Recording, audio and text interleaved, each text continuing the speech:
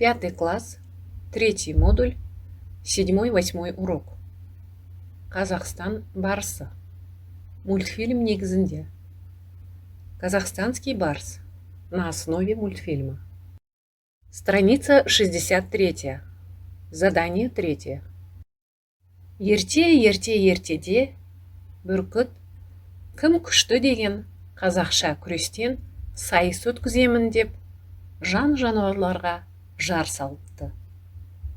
Аю, жолбарыс, қасқыр, қоян, барыс, арқар мен борсық сайысқа қатысуға дайындала бастайды. Атасы барысты сайысқа дайындайды. Бұл жарыста жеңіске жету оңай емес, балам.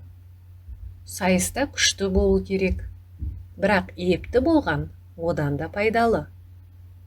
Осыны ұмытпа, деп атасы барысқа ақыл айтады. Барыс сайысқа қатысу үшін көп жаттығады.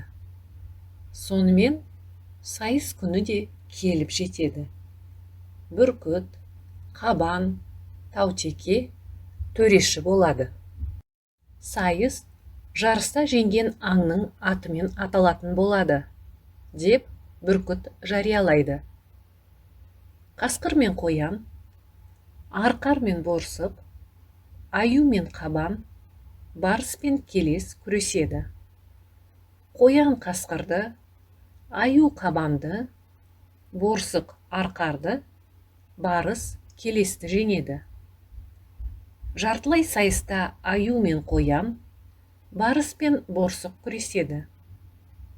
Аю қоянды, барыс борсықты жеңеді де, аю мен барыс шешуші сайысқа шығады.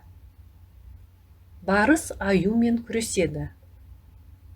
Ол атасының айтқан ақылын есіне түсіреді де, ептілікпен өзінен күшті аюды аяқтан шалып жеңеді.